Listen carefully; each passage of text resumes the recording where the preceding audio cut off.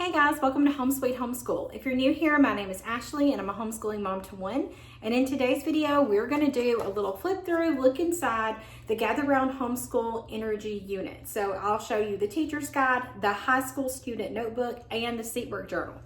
But before we get into that, if you are new to Gather Round Homeschool, make sure you check out their website. You can also follow them on Facebook and Instagram.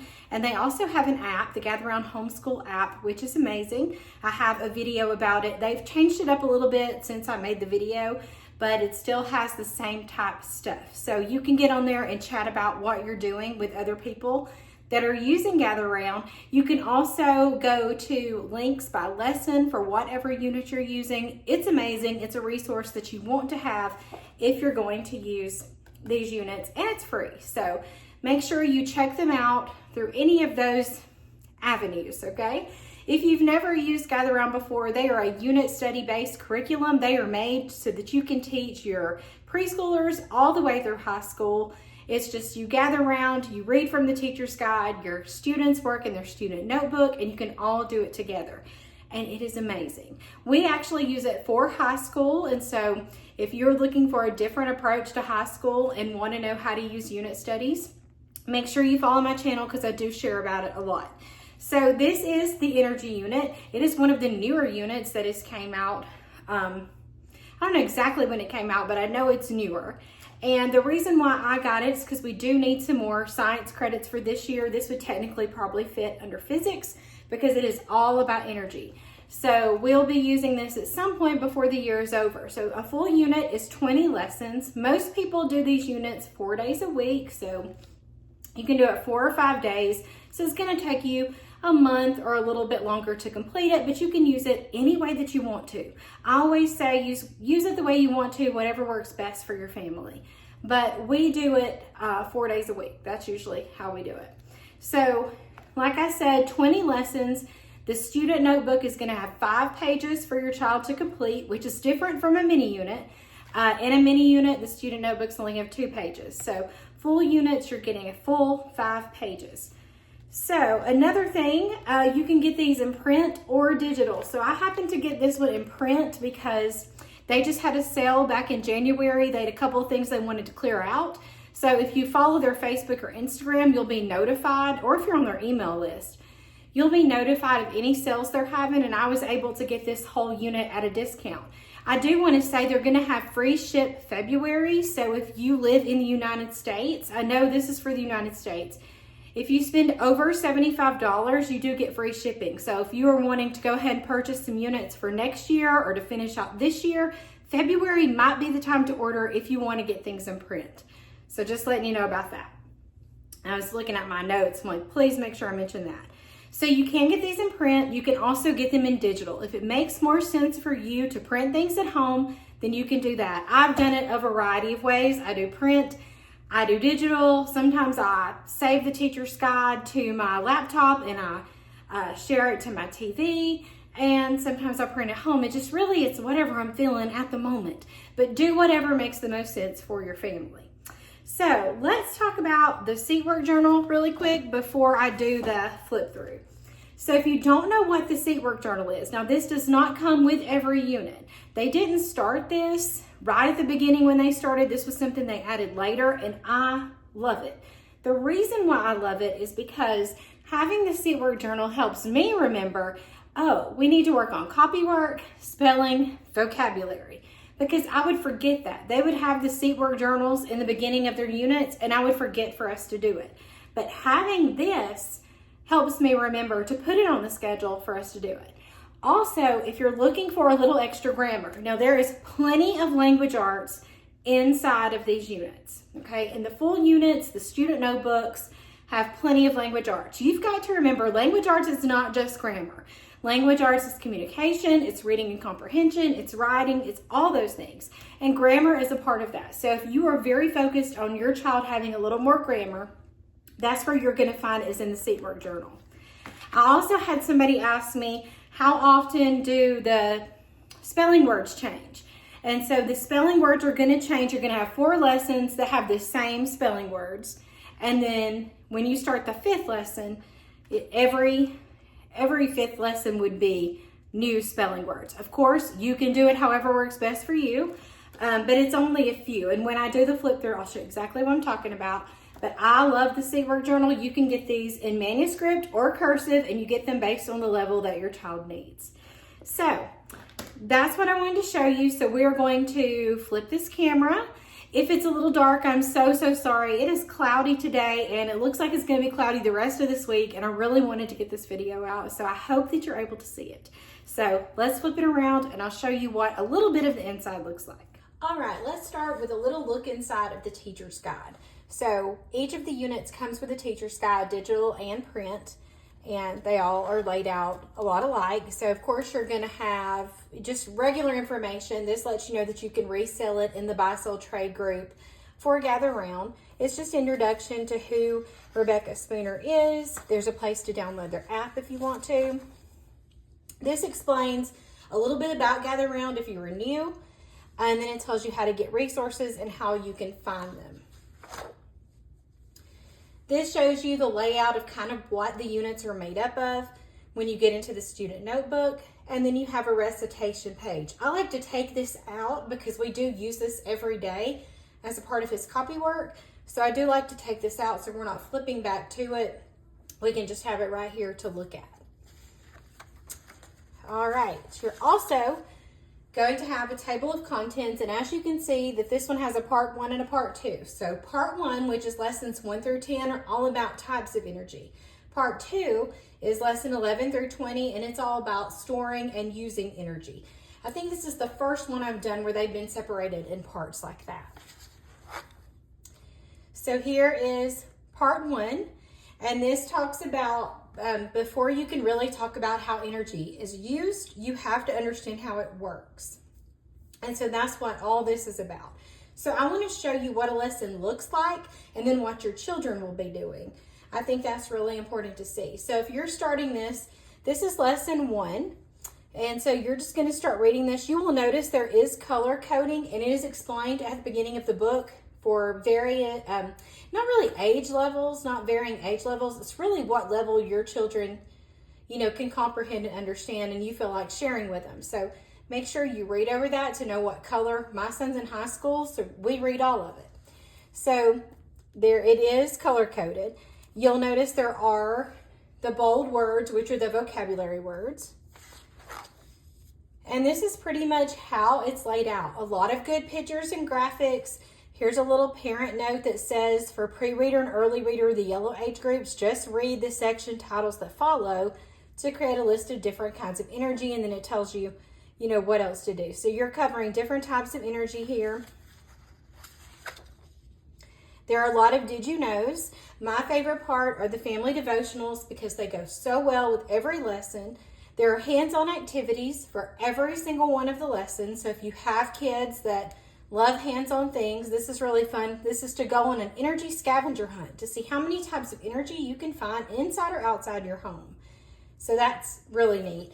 And then here's the vocabulary. So when your kids are working in their Seatwork Journal, you have the words and the definitions. Let me show you that really quick so you'll know what I'm talking about. In the Seatwork Journal, I'll just show you the vocabulary part for lesson 1.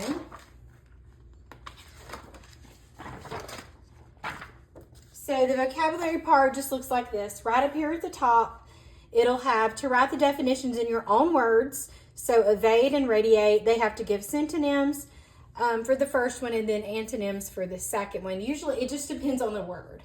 So that's where they get their vocabulary practice. So I'm going to show you a couple more things in the teacher's guide, and then we will go to the student notebook. So I do like to go just a little bit further in. So let's go to lesson 9 and look at it. So lesson 9 is about nuclear energy, and sometimes you're going to see extension activities where you can take things just a little bit further. This says, it gives you a place where you can go to the resource page and check out a virtual tour. There are some think about it's, going deeper, and then I like these hot buttons. These have been in a couple of their units that we've done. This is good for your older kids to really get them thinking and talking. I love the hot button topics. This is about how does it work, the nuclear debate. And then as you can see, we've got family devotion and a hands-on activity, okay? Now we're gonna go a little bit further so you can see next. So now we're into part 2, 11 through 20 is part 2. This is all about hydropower. So you talk about how it began, types of dams, some more did you know, how do dams work, pros and cons. There's an extension activity to take a virtual tour of a hydro plant and see how it all works. Your devotion, your hands-on. And then I always like to go to the last lesson for you to see that. So here is lesson 20 is putting it all together.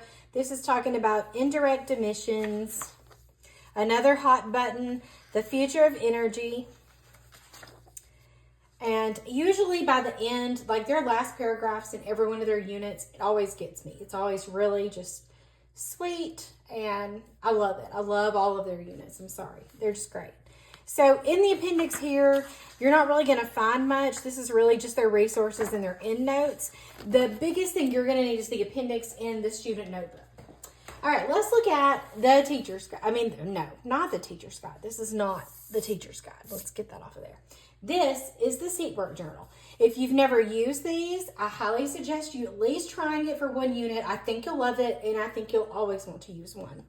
Now, I will have a little bit of trouble because that top flip, I just do not enjoy that. But anyway, so this is what it looks like inside of a Seatwork Journal. Page 1 is always copy work with recitation. And there's a spelling corner with a different activity for them to do each day. Nothing huge, nothing complicated, just something different for them to do each day. Page 2 is where you're going to find vocabulary and grammar. So there is a table of contents so you can see, you know, everything for each lesson. So here is just an example of it, and they all are pretty much laid out the same. So this has copy work. It says, God is the source of everything, even energy. In your verse this week, he is called the everlasting God. He does not run out of power ever. So you look up the verse and you copy it. So you're doing 4028A. And then your spelling is just to write each word twice and then spell it out loud to yourself.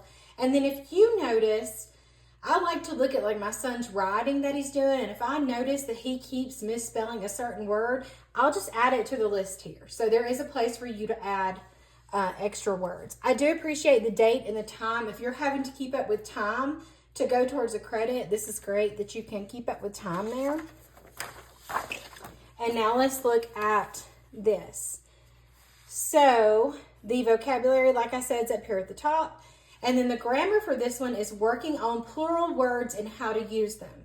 And so it will just build on itself throughout the entire unit. And then there's a place to try it. They give you some information, you try it, you write it out, and then there is a bonus section. I am going to show you the appendix here. In the appendix,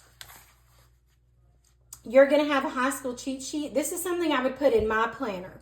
I like to have this so I can check off what he gets right on his spelling test, and I can add any words that maybe need to carry over into the next week. And like somebody was asking me, this shows you that each week has a different set of words. You're also going to have your vocabulary cheat sheet. So if you don't want to have to flip back to the lesson, or you don't have a dictionary, whatever it may be, you have all of it here. And then you also are going to find your answer key. So these are things that I would probably pull out and just keep in my planner, so that when I check his work each day, I have everything that I need. So that's everything in the Seatwork Journal, and I do highly recommend those. All right, now we're going to look at the student notebook. I will have to pick it up each time to show you the different pages just because of the binding. I more than likely will take that out and end up punching holes in this and putting it in a notebook, because this drives me nuts. I do not like the top spiral. That just gets on my nerves. I don't know why, but it really does bother me. So this is his high school level. And there is a note. There's always a note to the student. And so this one just kind of explains that in this student book, you're going to be learning about how to choose a stance and argue your opinion in a persuasive essay that could be then used in a family debate. on a topic of your choice. And then you're going to look at some persuasive techniques that are used in writing or advertising and include them in your writing to see if they work. And then you'll also be assessing your own personal energy level and looking at how nutrition, exercise, rest, and even stress can affect it. So I'm really excited for this. So again, there's resources and they talk about the Seatwork journals. Okay. Now, you do have a table of contents. This is going to give you your subject focus. All of those subjects are covered at some point during this unit. You have 20 lessons. This is just lesson 1 to 12. And this just tells you exactly each sheet, the title of each sheet for each lesson. So of course, this is going to be very science heavy, but other stuff will be included. The back of that is just the other table of contents. Then they have their own recitation page that you can leave. You can leave it in the book and they can flip to it, or you can take it out. And I just want to show you a couple of the lessons. So as you are reading the lesson, your students are going to be working on the notebooking page. And based on the level that they are, it's going to vary. They're all going to be, listening to the same information, but depending on their level, they'll have different things to do. So this is the high school level. If you want to see other levels, on their website, they do have a few samples so that you can see what other levels would look like. But this is lesson 1 for high school. There is a place to put the time. My son is going to define it, write the definitions for energy and physics, some interesting facts, just things that stood out to him that day.